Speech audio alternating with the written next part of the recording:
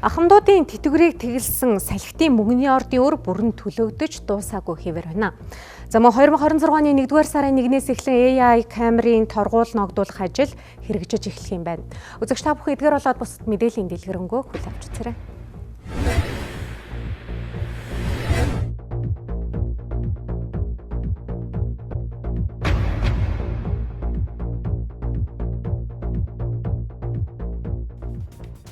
Мэдээ үргэлжилж байна. Эрдэнэс Монгол нэгдлийн компаниудын нийт үр 14.9 их 80 төгрөг төржээ. Төрийн өмчит компаниудын үр нэмэгдэх суурь нь улс төрчсөн шийдвэр болоод сонгогдсон PR болох нь олонтой юм. За мэдээлэл эдийн засгийн болонд сэтгүүлч уянга дэлгэрүүлэл өргөнө. Баярлалаа мэндийг хүргэе. За тэгэхээр төрийн өмчит компаниудын засаглалаас гадна бас өрийн асуудлыг та бүхэнд энэ удаа хүрэхээр бэлтгэхэд байна. За энэ одоо нийт төрийн өмчит компани тэр дундаа Эрдэнэс Монгол нэгдлийн компаниудын өрийн мэдээллийг хүрэхээс өмнө та бүхэнд бас өртөө холбоотой тод жишээнүүдийг ус төрсөн шийдвэрүүдийн мэдээллийг хүрэхээр бэлтгэсэн юм а. За үүний нэг нь бол яа харахгүй ахмадуудын тэтгэвэр барьцаасан зээлийг тэгэлсэн үйл явдал. Энэ нь болохоор 2019 оны 12 дугаар сарын 31-ний өдөр за тухайн үеийн Монгол Улсын ерөнхийлөгч Халтмаагийн Баттулгын хувьд за ахмадуудын тэтгэвэр барьцаасан зээлийг нь бол одоо тэглэхээр болсон гэдгээ бол мэдэгдсэн. За ингээд 2020 онд иргэний тэтгэвэр барьцаасан зээлийн төлбөрийг төрөөс нэг удаа төлөх тухай хуулийг бол баталсан. Ингэснээрээ нийтдээ тухайн үед 6 сая хүртэлх төгрөгийн зээлтэй байсан 230 мянган ахмадын зээлийг тэгэлсэн. Мөн дээрэс нь зээл аваагүй байсан зээлгүй ахмадуудад 1 сая төгрөгийг олгосон. За энэ шийдвэрийг одоо хэрэгжүүлэх хүрээнд нийтдээ 1.1 их 80 төгрөг шаардлагатай болсон. Энэ санхүүжилтийг 3 бонд гаргаж шийдвэрлсэн байдаг. За энэ 3 бонд нь нэг ёсондоо өр болон үлдсэн гэж ойлгож байна. Ингээд одоо бол тухайн үед Эрдэнэс Сэлэр Ресурс компани хувьд бол нийтдээ 930 тэрбум төгрөгийн өртөө үлдсэн юм а.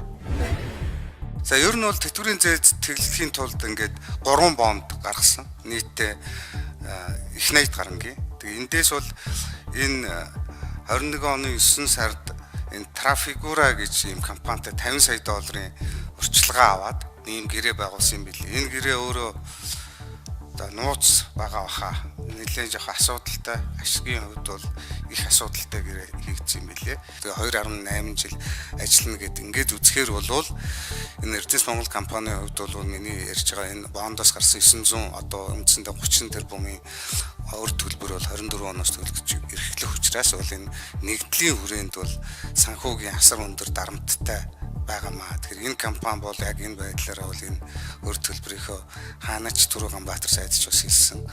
Яамныхын ч бас тэгж зөвдөг юм чинь энэ өр төлбөрөөсөө бол зааш төлөх ийм ямарч болцоогүй ийм нөхцөл байдалтай байж байна.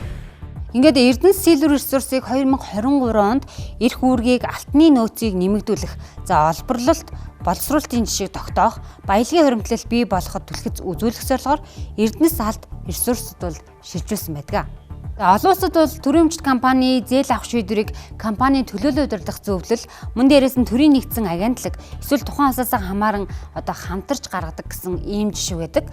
Харин Монгол Улсын хувьд бол төрийн өмчит компанийн өрийн шийдвэр нь буюу за бонд гаргах шийдвэр нь засгийн газрын нэг удаагийн шийдвэр, сонгуулөгдсөн бэлэн мөнгө тараалт, за эсвэл ус төрчсөн иймэрхүү шийдвэрүүд бол гарч ирдэг. За ингэснээр бол тухайн гаргаж байгаа бонд нь ямар нэгэн байдлаар нийгмийн эдийн засгийн үр ашиггүй, үр нөлөөгүй иймэрхүү бондууд бол гаргасан жишгүүдийн нэг нь энэ юм а. За харин ус төрчид болоод тухайн үеийн шийдвэр гаргагчдын хувьд бас гаргаж байсан алдаатай шийдвэрүүдийн нэг нь бол ялчгүй энэ ойдлогоо гэрээтэй холбоотой, за ойдлогоо хувь нийлүүлэгчдийн, за тэр дундаа ойдлогын зээлтэй холбоотой асуудал байгаа. За яа тэгэхээр ойдлогоо компанийн хувьд бол нийтдээ 12.1 тэрбум долларын өртөө гэсэн мэдээлэл гарч ирж байна. За энэ нь үндсэн зээл нь 6.1 тэрбум доллар, харин хуримтлагдсан хүн 6.1 тэрбум долларт хүрсэн гэсэн мэдээлэл байгаа. За уг нь бол Rio Tinto компани олон улсын зах зээлээс бол жилийн 4-өөс 5% хүүтэй зээл авч байна. Харин оюутлогоо компанид бол одоо ойролцоогоор 11% хүүтэйгээр бол энэ мөнгөө зээлүүлж байна гэсэн ийм мэдээлэл гарч ирдэг. Ингээд одоо яг өнөөдрийн байдлаар бол оюутлогоо олоод за Rio Tinto компани за тэр дундаа Монгол Улсын засгийн газрын одоо тусгай ажлын хэсэг гарсан. Сангийн сайд чухлан болоод ажилтны эрдэс соёлын сайд Дамжин ямар ахлуулсан ажлын хэсэг Rio Tinto компанитай бол одоо яг энэ зээлийн хүүг бууруулах асуудал дээр бол хилцээр үргэлжилж байгаа. За тэдний хувьд эхний байдлаар зээлийн хүүг бууруулах тал дээр бол санал нэгдчихсэн байгаа. Харин хэдэн хувиар бууруулах вэ гэдэг нь бол одоогоор л тодорхойгүй байгаа. Хилцээрийн явцын талаар бол мэдээлэл хараахан эрт байна тийм ээ ойлгомжтой. Тэгэхээр ер нь бол чиглэлүүд маань бол тодорхой. Нэгдүгээр хөрөнгө оруулалтын гэрэн дээр байгаа хөрөнгө оруулагчийн зээлийн хүүгийн асуудал байна. За энэ маань өөрөө яг үндсэн гэрэн дээр тусгагдсанаар бол 7 жил тутам энийг одоо авч хилцнэ гэсэн байгаа. За энэ одоо хугацаанд болсон учраас ингээд 9 сараас одоо ажлын хэсэг нь шинжилэн байгуулагдаад ингээд ажилд ороод явж байна. За мөн менежментийн гэрээний асуудлууд байна. За мөн одоо онтрогод одоо нэг одоо энэ бүлэг орчууд тийм ээ зэрэгэлдээ ордыг цаашдаа хэрхэн яаж ашиглах вэ гэдэг энэ асуудлуудыг мөн хамарсан үндсэндээ ийм 3 чиглэлээр хилцээрөд явагдаж эхэлж байна гэж ойлгох хэрэгтэй. За тэгвэл төрийн өмчт компаниуд тэр дундаа Эрдэнэс Монгол нэгдлийн харьяанд байгаа компаниудын 2024 оны үр төлбөрийн нэтгэлийг та бүхэнд харуулж байна. Энэ бол аудитын дүгнэлт хийсэн мэдээлэл. За ингээд харахад бол Эрдэнэс 5-7 хувьсат компани бол хамгийн өндөр байгаа. Нийт үр төлбөр нь 6.6 их найт төгрөг байна. Харин 5-7 турш компанийх 1.3 их найт төгрөг. За Эрдэнэ төвлөрдөр төрөмжлөл үйлдвэрийн газрынх 1.2 их найт төгрөг. За мөн Монголын газрын тус боловсруулах үйлдвэрийн 1.2 их найт төгрөг байна. За өмнө дурдсанчлан Эрдэнэс Silver Resource-ийн хувьд бол Эрдэнэс Алт Resource компанид харьяалагдаж эхэлсэн. За энэ компанийн хувьд өөр нь 925 тэрбум төгрөг болсон байна. Монгол улсын альва байгалийн баялаг болоод нийгмийн альва капиталыг хамгийн үр ашиггүй зарцуулж байна. Дээрээс нь түүний үр ашиг нөгөө энэ төрийн өмчт компаниуд ч улс төрчсөн засаглалттай байгаа учраас энэ нөрөө эргээ зүгээр сонгуулийн үр дүнд нөлөөлөх гэсэн энэ юмд ашиглагддаг. Зайлшгүй яг ямар секторт төрийн өмчт компани байх ёстой ийм компани байна. Тэрийг авч үлдээ магадгүй батлан хамгаалагч гэдэг юм уу те. Энийг авч үлдээ. Өөр зарим нэг салбар жишээлбэл одоо уул уурхайн салбарын том стратеги гэж хэлээд байгаа том ордууд дээр бол огт төргүүгээр явах сонголтыг бол бид нар улс төрийн хувьд бол хийж чадахгүй юм шиг байна. Тэгвэл тэнд яаж зүгээр хяналтын багцаа авч үлдээд үлдсэн хэсгийг нээлттэй хувьцаат компани болгох ч юм уу гадаад дотоодын хувийн хөвшилд хувьчлах замаар ийм одоо үр ашгийг нь сайжруулах. Дээрээс нь маш олон салбарт төр бол зүгээр л ингээл амралтын газар, цайны газраас хуудаад төрийн болон орон нутгийн өмчт аж ахуйн нэгжүүд байна шүү дээ. Эднэрийг бол бүгдээр ингээд хувьчлахын хувьчлаад хөрөнгийг нь зарахын зараад ингэж энэ Монгол улс зах зээлийнхаа орчныг хувийн хөвшилтэд илүү нээж өгөх юм байна. Ингэж эдийн засгийн өсөлт илүү хурдсах юм байна. Ингэж ийм бий болж байгаа өсөлт иргэддээ илүү наалтах юм байна л гэж хэлбэт. Төрийн өмчт компани одоо үндсэн зарчмаас ирээд энэ төрийн өмчт гэдэг байгууллага. За төрийн өмчт гэдэг компани цаагуур утгаараа бол Монгол улсын өмч, Монгол ард иргэдийн өмч гэсэн утгаараа. Энэ бол бусад одоо хувийн компани байна уу, ХХК-тай харьцуулах юм бол өөр. Яагаад тэгэхээр эн чинь бидний татврын мөнгөөр бидний оролцоотой энэ төрийн өмчт компаниудыг бий болгож байгаа. Тэгэхээр бидний оролцоотой, таны өөрийн оролцоотой энэ компани дээр юу болж байгаа, хэн шийдвэр гаргаж байгаа, ямар зарчмаар бизнесээ авч явж байгаа, санхүүжилт байдал ямар байгаа, эдрийг бид нар мэдэх хэрэгтэй. Энэ бол тодорхой хэмжээнд таны өөрийн өмч гэсэн үг. Тэгэхээр ер нь муу засаглал одоо төрийн өмч компанийн алдаанууд хаанаа гараад байна гэхээр би бол хоёр шалтгаан байна гэж харж байгаа. Хамгийн түрүүнд бол яг шийдвэр гаргах процесст улс төрийн нөлөө бол маш их байдаг.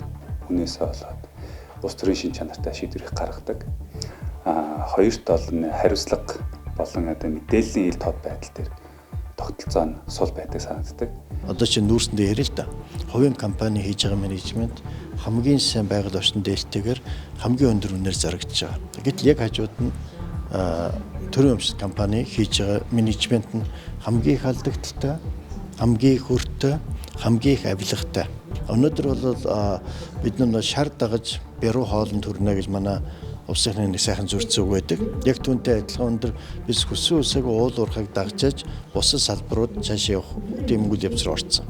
А гэхдээ манай гол түүж улсын шар маань өөрөө зөв засаглан зөв менежменттэй тэгээ газрын хэвлэлийн баялагийг 100 ашиглаад үр өгөөж 100 авч чаддаг тийм байх ёстой нэгдүгээр. Хоёрт нь бол бид нар сая нэг сүүлийн 20 жил бол зөвхөн шороогоо зардаг үйл явсан. Өнөөдөр бид дараагийн шатанд уул уурхаагаас хамгийн том гэх юм бол над түүхийн идэ дахин боловсруулж эцсийн бүтээгдэхүүн их алхамлуу одоо бид улсаараа орох хэрэгтэй. Эрдэнэс Монгол нийтлийн харьяанд байгаа компаниудын 2024 оны өр төлбөрийн нэтгэлийн мэдээллийг харвал нийт одоо яг энэ нийтлэлд байгаа компаниуд 14.9 их найт төгрөгийн өр төлбөртэй байна. Гэтэл энэ мөнгө бол одоо нөгөө талдаа энэ компаниуд төлөх ёстой мөнгө оловч нөгөө талдаа иргэдийн татвар төлөгчдийн карманаас халааснаас гарч байгаа гэж ойлгож байна. Тэгэхээр эдгээр өр төлбөрүүдийн үр дүн нь одоо энэ хэмжээний үр тавиад эргээд иргэдийн нийгмийн амьдралд хэр үр нөлөөтэй байсан бэ? Иргэдийн одоо ажилгүйд л болоод боловсролын түвшин гээд эдгээр олон асуудлуудыг шийдэж чадсан уу гэдэг бол бас дараагийн асуулт хэвээрүүлнэ. За ингээд бодоход эргээд бол одоо цаашид одоо засгийн газар болоод улсын их хурлаас альва төрийн өмчт компаниудын одоо яг энэ үрийг бууруулах хүрээнд засаглалыг нь сайжруулахад илүү анхаарах нь чухал. Ингэхдээ зарим ашиггүй ажиллаж байгаа хит өрн тэлсэн компаниудыг бол одоо хувьцаат компани болгох, олон нийтэд нээлттэй хувьцаат компани болгох чиглэлд анхаарах нь зөв хэрэг маа. Мэдээлэл хүргэлээ.